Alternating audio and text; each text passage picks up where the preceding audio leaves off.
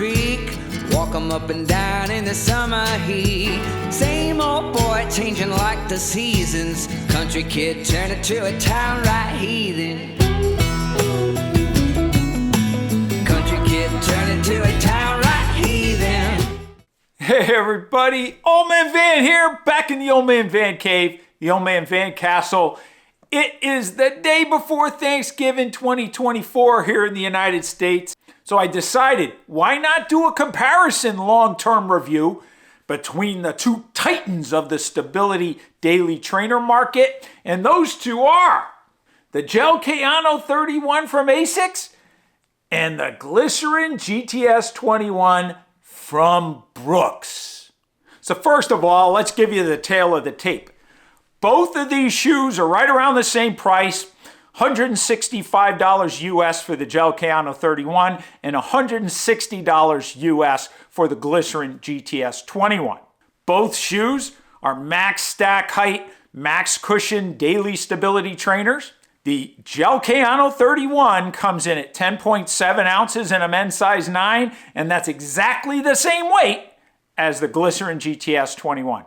Now, where they differ just slightly is in the stack height. I said both are max stack height, max cushion shoes, right? The Gel-Kayano 31 comes in at 40 millimeters in the rear foot, 30 millimeters in the forefoot for that 10 millimeter heel to toe drop. Now, the Glycerin GTS 21 is just 2 millimeters less, 38 millimeters in the rear foot, 28 millimeters in the forefoot, again for a 10 millimeter heel to toe drop. Both are mild to moderate stability daily trainers. Both have slightly different stability elements. The Glycerin GTS 21 has Brooks's traditional guide rails, as you can see here on the lateral side and on the medial side. Kind of like sidewalls, right? Extended sidewalls. It's not a hard plastic material, so pretty much it's sidewalls, right? Kind of keeps you centered in there, kind of like the bumpers on a bowling alley.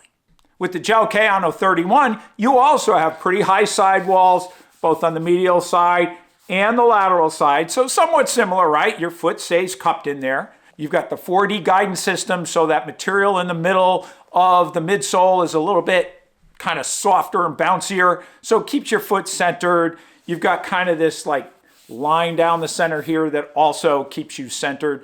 Pretty much both of these shoes are the same, wide bases. You can see wide bases on both of these shoes, wide flares in the front, wide in the heel. So very, very similar mild to moderate stability elements in both of these shoes. No medial posts, no kind of like hard, really hard material kind of frames around there. Both have unobtrusive or unintrusive stability features. Now quickly rehashing my initial ratings for both of these shoes. The Gel-Kayano 31, I gave a 9.5 out of 10. That was much better than the Gel-Kayano 30. The Gel-Kayano 31, they revamped this upper, made it much more accommodating, less abrasive, fit much better, no more hot spots, no more blisters, and the shoe felt a little bit softer than the 30 and also a little more responsive than the 30. As for the Glycerin GTS 21, I actually gave it a little bit lower rating than the previous version. I gave it a 9.3 out of 10, and the reason I did that was it was still a little firm, maybe a little firmer than the previous version, and I didn't feel it was that responsive. So for those reasons, I gave it a 9.3 instead of, say, a 9.4 or a 9.5. Still a very good rating. Now, with over 150 miles in both of these shoes, it's time to compare and see which one is the king of the hill. First of all, upper. Both uppers are extremely comfortable. Both uppers were comfortable straight out of the box, no issues whatsoever. The Glycerin GTS 21 is a little more plush, I think. The tongue is a little bit thicker, but both are extremely comfortable, no issues with fit. Both have plenty of room in the toe box for my toes to splay. So for both of these shoes, I'm going to say they're about equal. Either one is very comfortable, have no issues, and I really can't differentiate between the two. Fit is excellent in both cases. Again, I had issues with the Gel-Kayano 30, no issues with the 31. Plenty of room in the toe box in both of these shoes. Midfoot fit is fine. Comfort of that sock liner is fine. Both have enough support under the arch, maybe a little more in the Glycerin GTS 21. Both have a real good lockdown all the way through the heel. The heel and ankle collars are really good. So no issues whatsoever, no floating around inside the shoe, no heel rub, just very comfortable daily trainers, great for those long runs and those slow runs. Moving on to the midsoles. The midsoles is where there's quite a bit of difference. If you recall, I love the Glycerin GTS 20 from Brooks. I felt, yeah, it had a little firmness to it, but it had enough cushioning, and I thought it was pretty responsive for a heavy stability daily trainer. Something's changed. I don't know really what it is. It's still the DNA Loft nitrogen injected midsole foam here, but it just feels a little stiffer and a little less responsive than the previous version. I really don't know why. I don't know if they tweaked the formulation at all. I was hoping it would soften up significantly after, say, 100 miles or so. Maybe just a tad it softened up. It's still comfortable, but it's still not as soft as I thought it would be, and it doesn't really have a lot of pop. Now, that being said, there are many times when I feel I need a little more firmness in the midsole. So I've kind of warmed to the fact that it's a little firm, and I find that there are days when my feet are really tired and I don't want something real soft. I want something to really support my feet. That's the time I reach for this shoe. As for the Gel-Kayano 31, softer than the Asics Gel-Kayano 30. Softer, and in certain cases, that's much better. It's been a workhorse. I really reach for this shoe a lot more than I thought I would. But there are times that, maybe it's a little too soft. Maybe I'm a little too tired. Maybe I want a little more structure under my foot. So, it's kind of a trade-off. You like the soft shoes for some days, and you like the firmer shoes for other days. So both of these shoes have a really good place in my rotation. Both are good long run shoes, just slightly different use cases. Outside of softness, I do find that there's a little more bounce in this midsole than the Glycerin GTS 21. Kind of different from the previous version. So, it's a shoe. It's not a fast shoe. It's a heavy shoe, 10.7 ounces, both of these.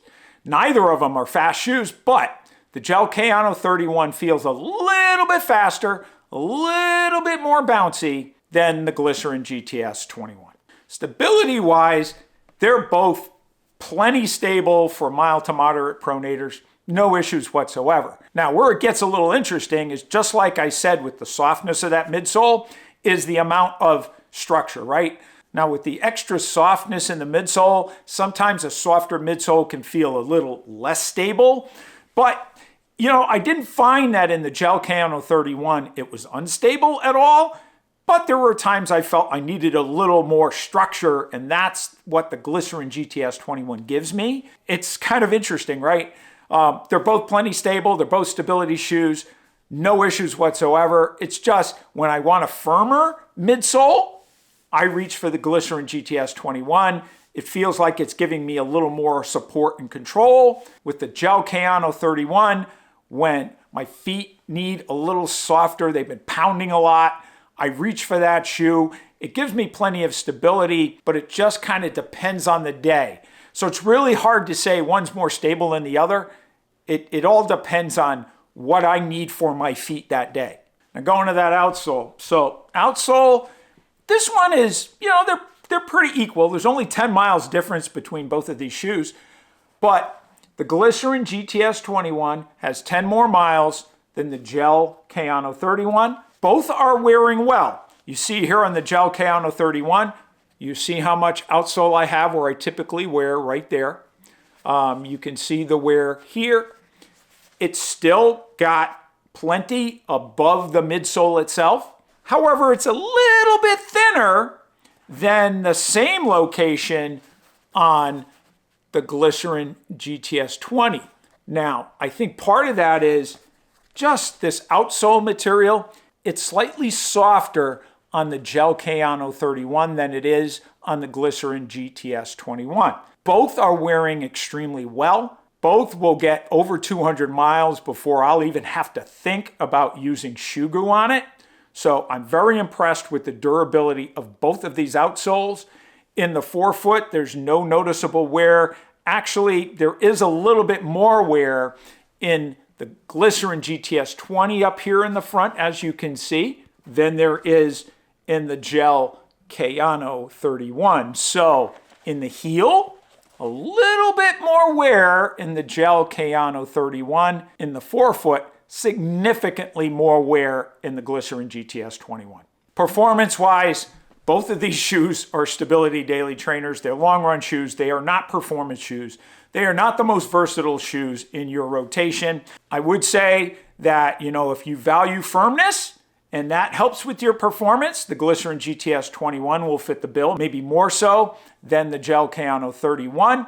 But I think the Gel-Kayano 31 has a little more bouncy feel to it. Whether that translates to faster paces, it's really hard for me to tell because of the types of runs I'm doing in these shoes. I think performance-wise, they're probably pretty close, but I think just from a feel perspective, I think the Gel-Kayano 31 feels a little bit more responsive.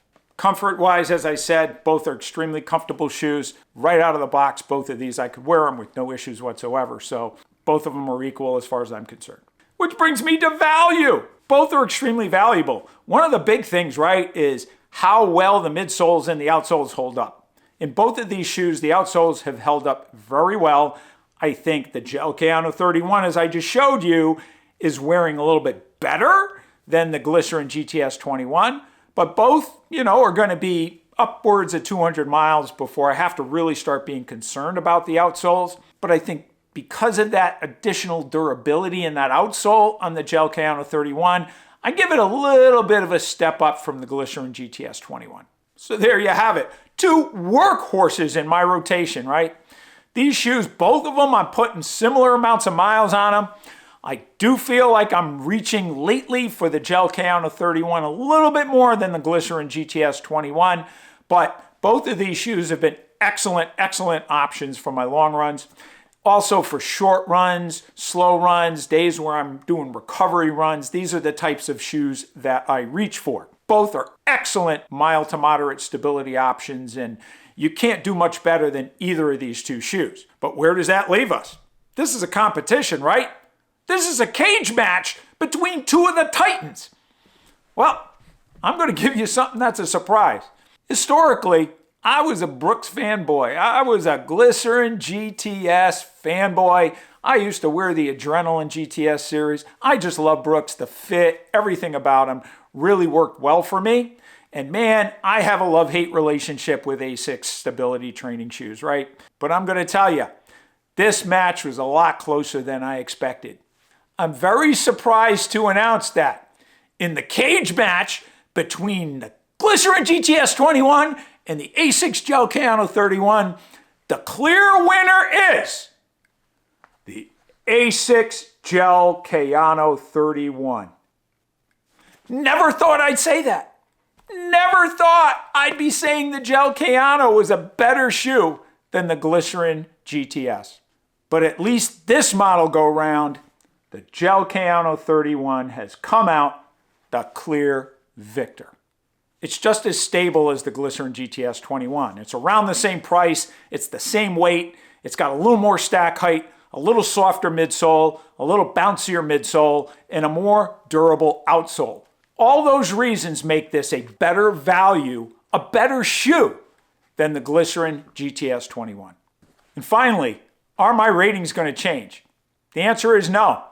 I'm going to keep the Glycerin GTS 21 at a 9.3 because that outsole is kind of wearing a little bit too fast in the forefoot.